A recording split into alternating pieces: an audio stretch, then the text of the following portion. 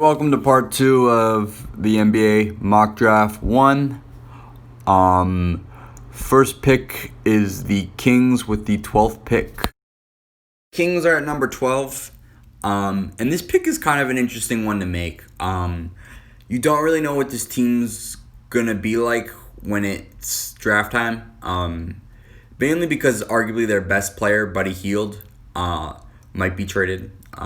A popular trade idea, which I do think will happen, is Al Horford for Buddy Hield, some kind of framework around that.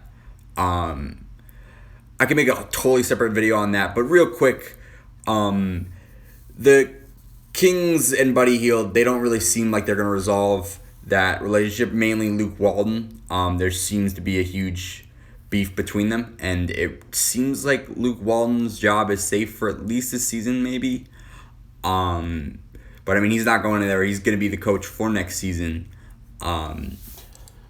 But yeah, it looks like Buddy Hield's going to be traded, and the Kings, they need big man, specifically a big man who could shoot, and also a guy who's a great culture guy.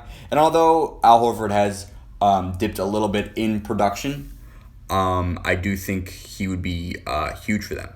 But enough about that. I kind of rambled on that for a little while. But the reason that's kind of interesting is because I guess common sense would say, or if there wasn't for these Buddy Hield trade rumors, I would have them select Precious Achiuwa. Even though the shooting between the spacing between Marvin Bagley and Precious Achiuwa might be a little bit shaky.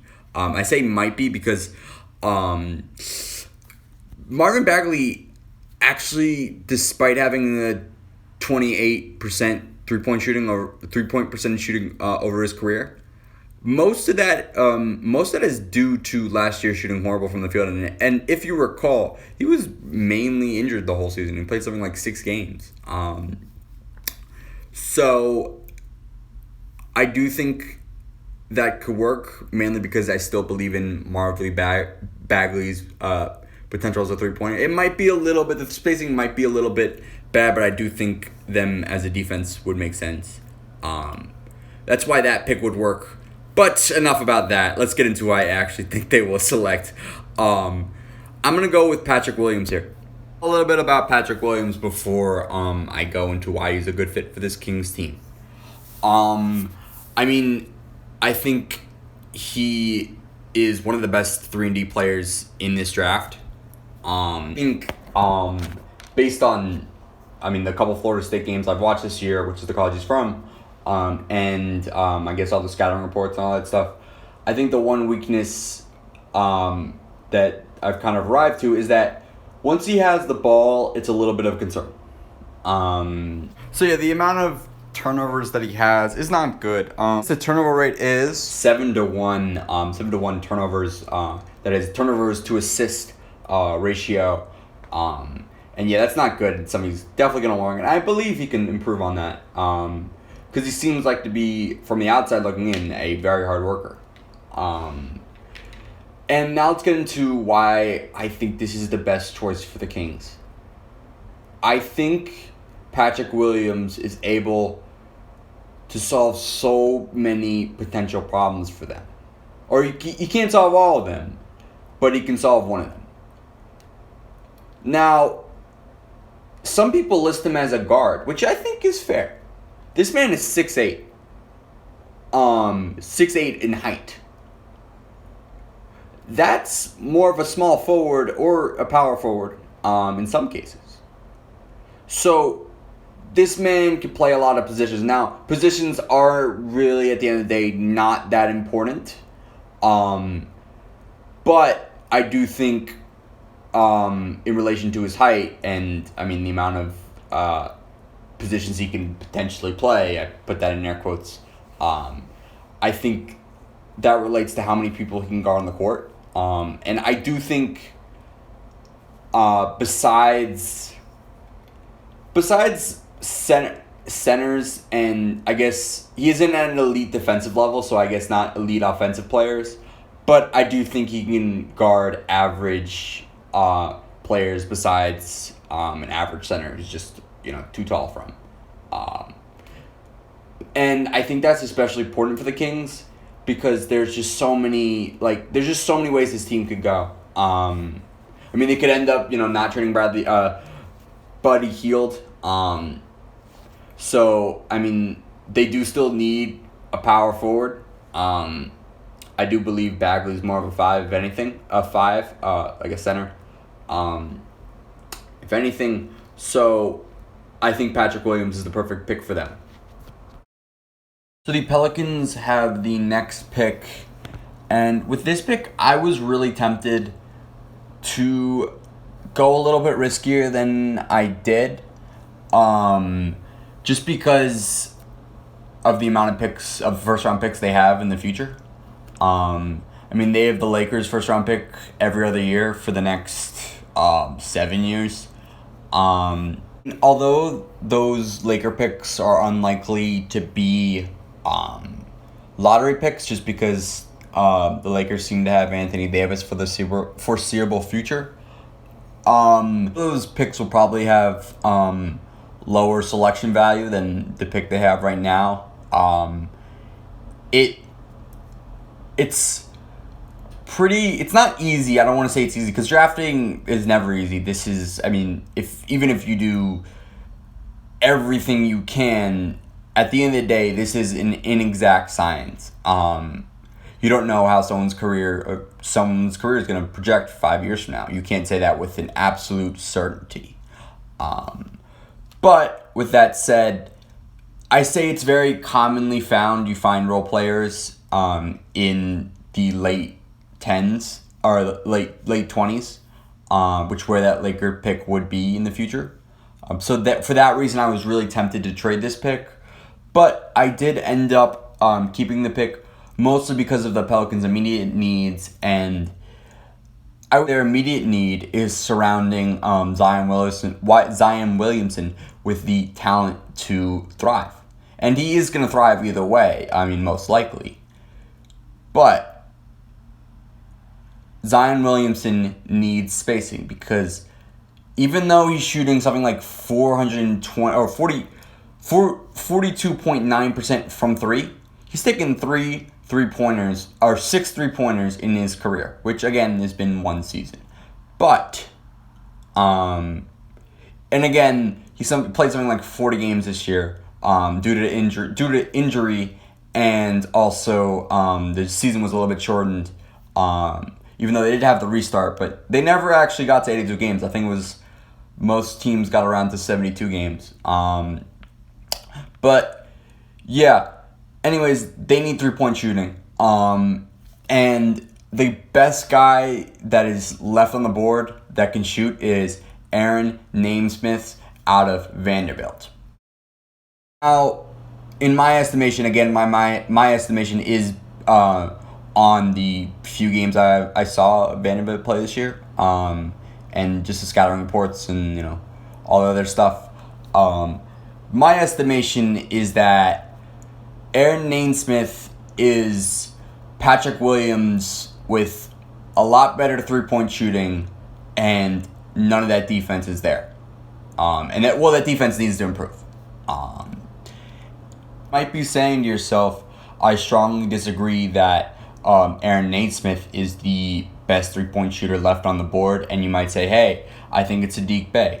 Now, to that I would say Saddiq Bey doesn't have the capabilities to play more than the wing position, which the Pelicans, it's going to be kind of interesting, because going forward, you're going to have Brandon Ingram. You don't know what you're going to do at point guard, which is something I was actually very tempted to do, was to take a point guard, but Aaron Nesmith's potential was too good, but that's getting off topic. But look, a lot of people think Nesmith's defense potential is there. And I think with a Pelicans team that's going to have, going back to my previous point, with a Pelicans team that's going to have Brandon Ingram and Zion Williamson as their future, and, Lonzo Ball, we don't know if he's going to be their point guard going forward. I mean, this is kind of this year is kind of more of a tryout year for him. Last year of his deal, and I mean the Pelicans have kind of leaked that. I mean it's kind of a tryout year for him, especially the way he kind of finished in the NBA restart. But yeah, I think Aaron Naismith's ability to play multiple positions makes him a better choice for this pick than Sadiq Bey. And that's why Aaron Naismith will be, in my view, the best option for the Pelicans. Now on to the 15th pick, or the 14th pick, actually, excuse me, and which is the Celtics. This Celtics roster is actually, it's really talented, which, I mean, for an Eastern Conference final, or last year they were in the Eastern Conference final, so I mean, that kind of makes sense. You don't really get to that spot, with nothing. But their bigs, I'm not really that confident in their bigs. Robert Williams, I do think he's a pretty good backup big man, especially because he can space the floor. Daniel Theus, I know he is he's underrated defensively. I mean, Bam kind of did play well against them, but that's Bam Adebayo. I mean, he's really good. And he did lock up a little bit of Joel Embiid in round one. And I also had the fact that Theus is on his last year of his deal, and the Celtics, they're kind of capped out. They got a lot of contracts. I mean, Kemba Walker's huge. He's got a max deal. Jason Tatum, he's going to get a max deal when his rookie deal is up. It would be up by that year. So this team needs to draft a big. They have too many draft picks as it is, but I'll get into that when I get to, I think, their 25th draft pick. Their 25th selection. But yeah, let's get into who I think they will select. I think the Celtics should select Precious Achiuwa. Why do I think they should select him? His defensive potential. I think he's one of the best defensive players in this draft, if not the best. Now, I could go on and on about his defense. I mean, everything about it is amazing. Even on the perimeter and, inside as well. One concern is that he isn't able to shoot the three. And it's going to take a while for him to be able to shoot the three ball. And in a league that, is now dominated by the three ball, that's kind of challenging to select him. Now, I don't think it doesn't make sense. I don't think it makes sense for the Celtics to do this pick without having a player like Robert Williams, who's amazing from three.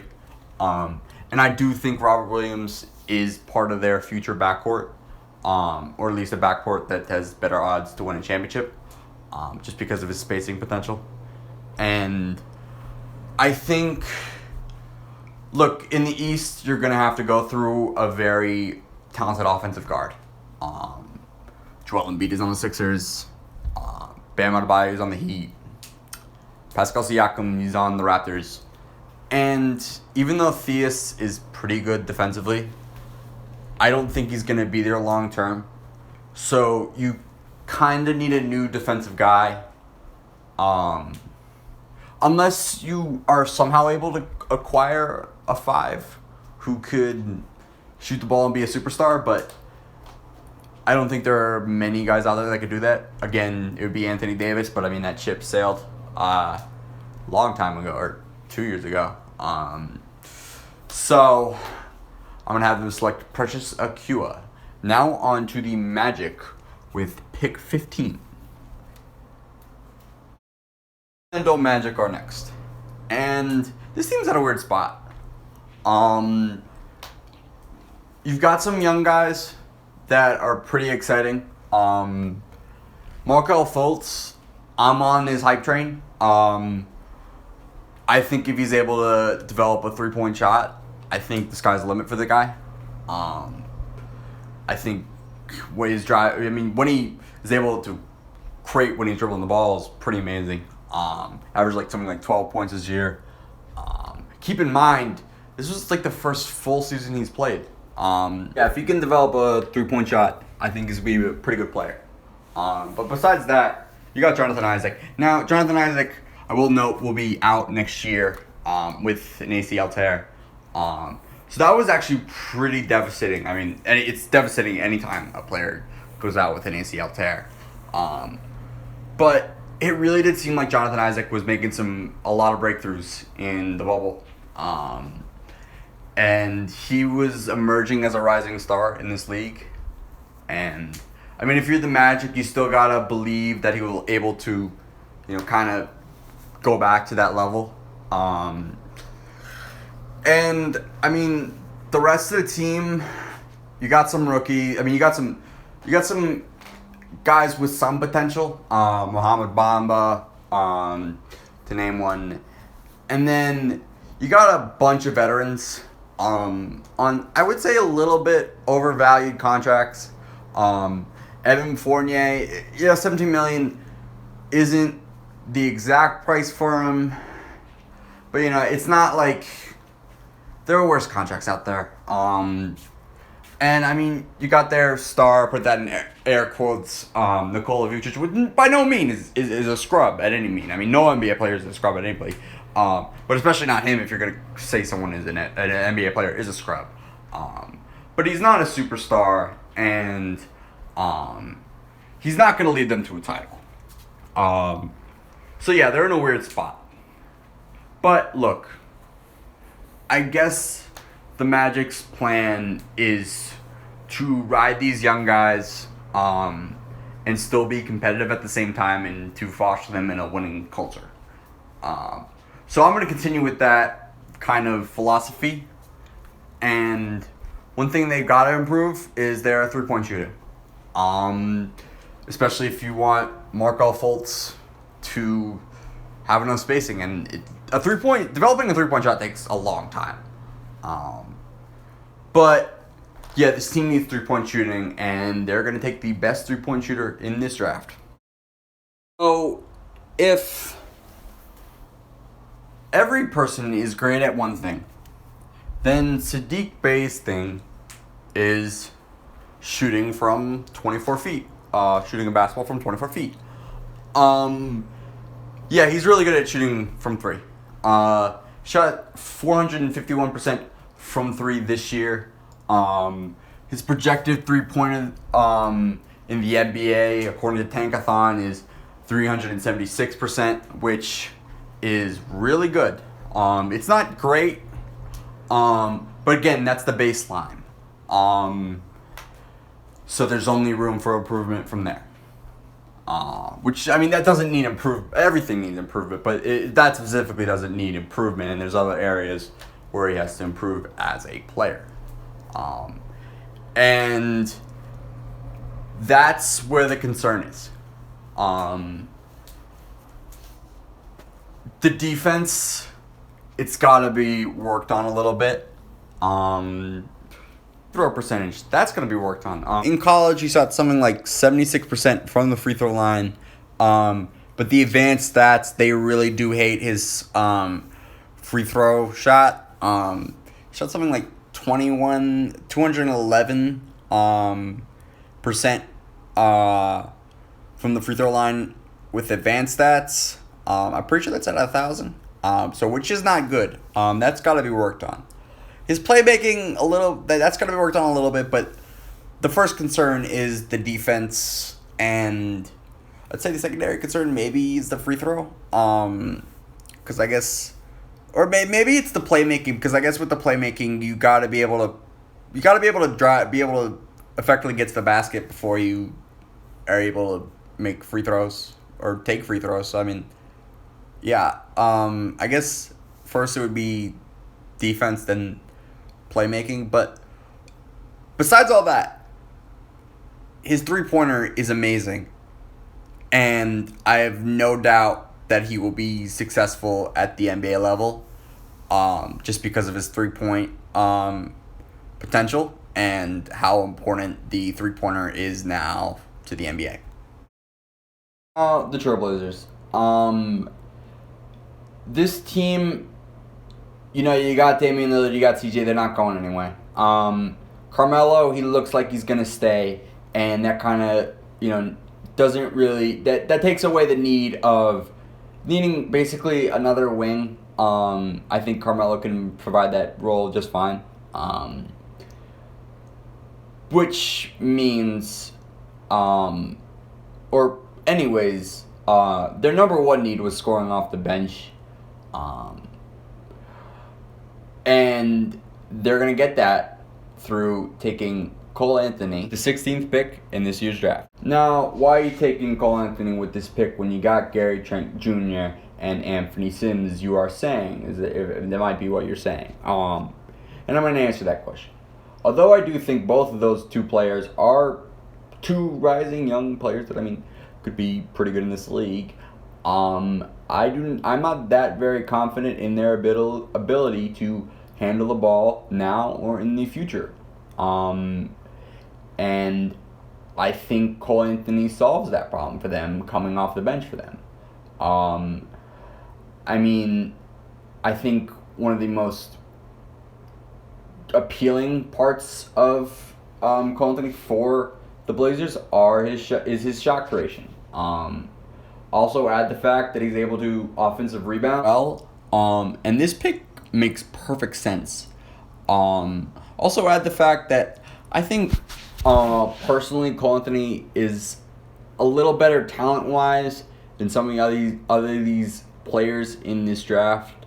I think part of the reason he's going to fall in this draft is just because this is the year of the point guard. We've gone through what? 5 or 6 or 7 point guards through only 16 picks. So I think pick makes perfect sense for the Trailblazers. Now up next is the Timberwolves with the 17th pick in the NBA draft. You go through a little breakdown of this roster. You got D'Angelo Russell. You presumably do have Anthony Edwards. You got a bunch of shooters in Jake Layman, and you got Malik Beasley. You got to re-sign him, but you got his bird rights, so it's not that complicated to be able to re-sign him. So it's very likely that they will. You got Layman, the 3-point stud, shooting 33% from three, which good. It's not amazing, but it's pretty good. At an NBA level, it's amazing at not an NBA level, but it's pretty good. The only reason I mention that is because 2K weirdly has him as like a 3-point god. So I don't know. That's like a slight detour. But back to the Timberwolves. What are their needs? Their need is a stretch four.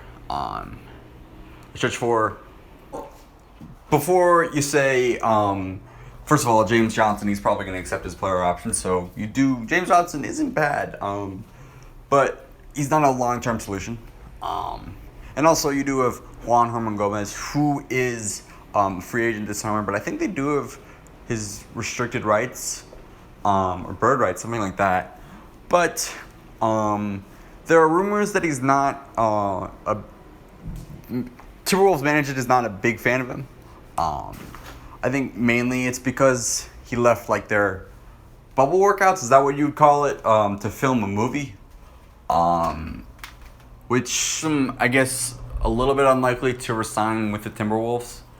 But they might as well. Just resign him anyway, just because his 3-point shooting. His defense is a little bit questionable, and they might just not resign him just because of that. But I would say the stretch four need is there, but I don't really think there are any draft prospects that are there that are not long-term projects that are in this kind of selection range. Unless you want to trade out of it, it doesn't really make sense to select a big man here. Primarily, you'd be assuming you'd be selecting a stretch four here. The one player that's kind of in this range is Alexis Bogdanovic. I am not pronouncing that name right. My apologies.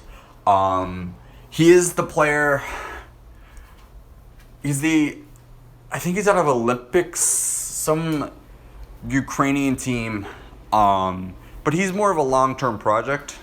But he's got a lot of tangibles. But I'll get to him when he's selected, which is in this video. Yeah. But back to the Timberwolves. So they're gonna need. What else do they need? Well, we went through back for it.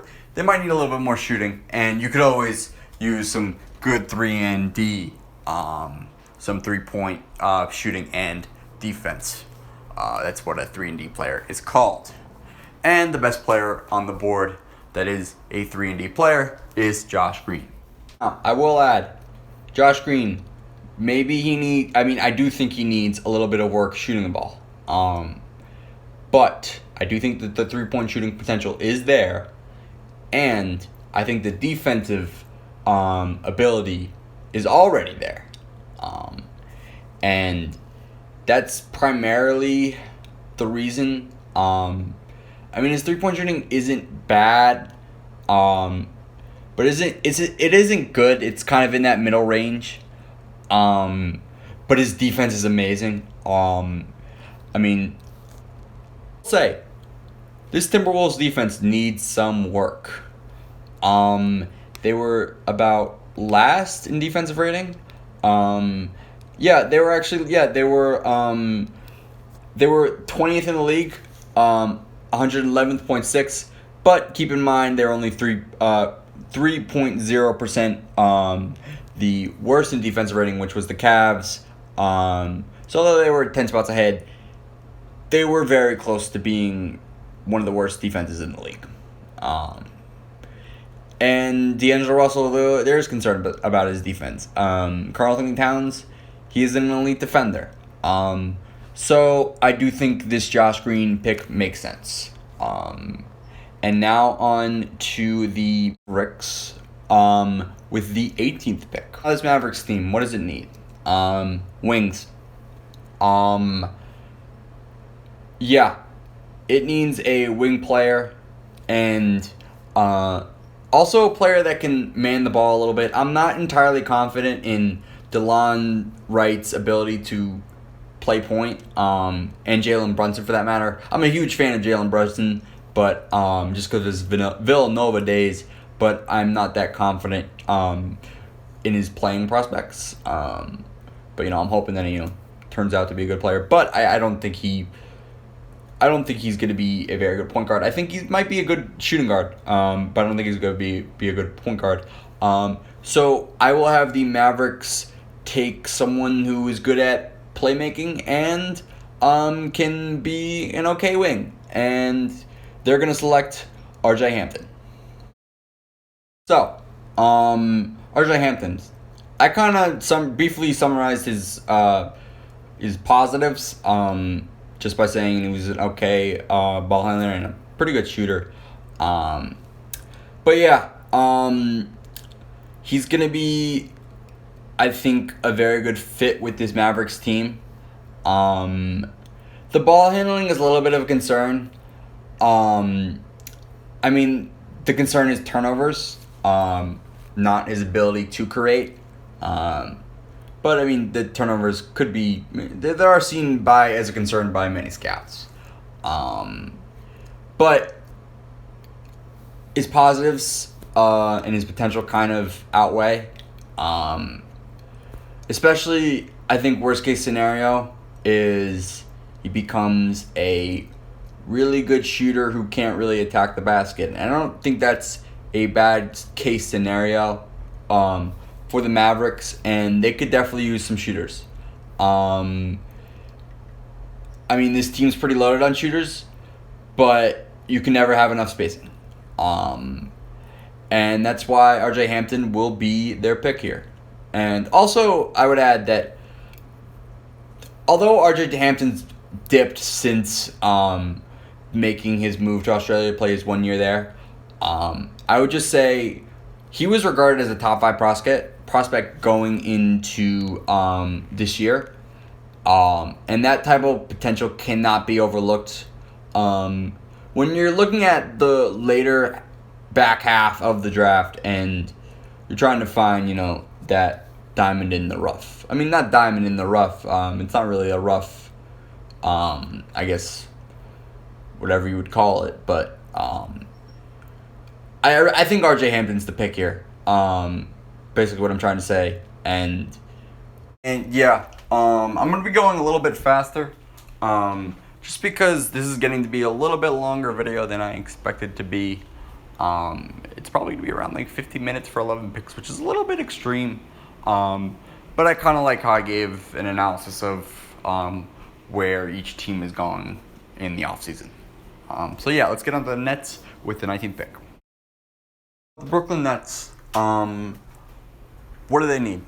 I mean, this team's pretty complete. I mean, it's a championship contender. A lot of teams have them favored to come out of the East.